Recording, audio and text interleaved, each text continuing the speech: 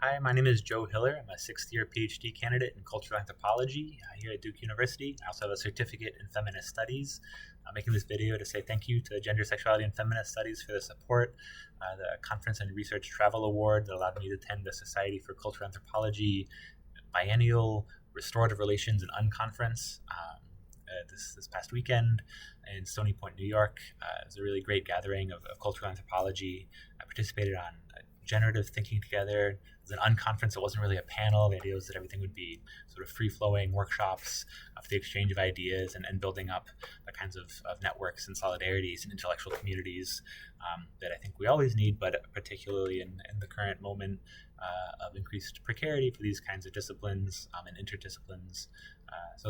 This workshop I was on was called Queer and Trans Anthropology in Authoritarian Times.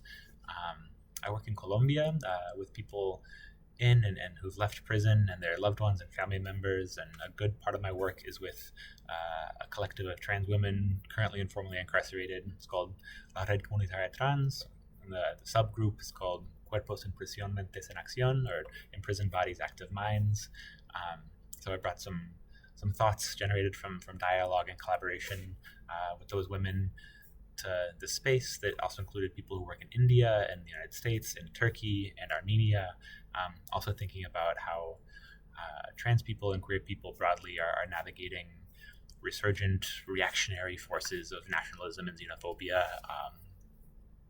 And it was really nice to be in the space with other people thinking through these issues, to sort of build a community with intellectual and academic figures that I respect and whose work I've been following for a long time. It's been very influential for my own writing and thinking. One thing that I was thinking about is that I haven't been to that many spaces that are focused on anthropology, even though that's my discipline. My disciplinary home is cultural anthropology. I spent a lot more time here at Duke going to feminist theory workshops and the Black Feminist Theory Summer Institute, and conferences for Latin American studies.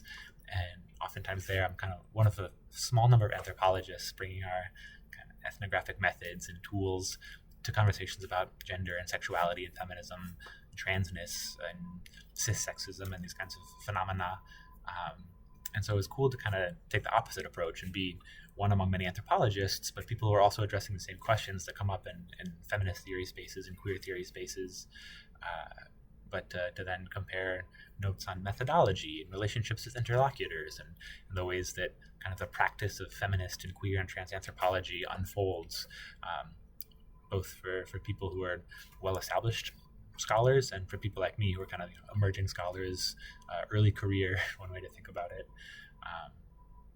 And yeah, it was really nice. We had another thing that was a lot of fun. It's called the afters. The idea was that in traditional conferences, a lot of the most meaningful and impactful kind of conversations and interchanges happen after the official conference. So here they built in a space that everybody could go to. It was not invitation only, to dance and to think about music and movement. And they had these activations around poetry and flower essences and all kinds of stuff. It was really moving for me to be able to shift from these spaces of intellectual conversation to embodied exchange. There's the intention for it to be a praxis of feminist and queer inquiry. So thanks again for the opportunity to attend and to participate. And I'm sure it will continue to influence my thinking and my writing and my scholarly trajectory well into the future.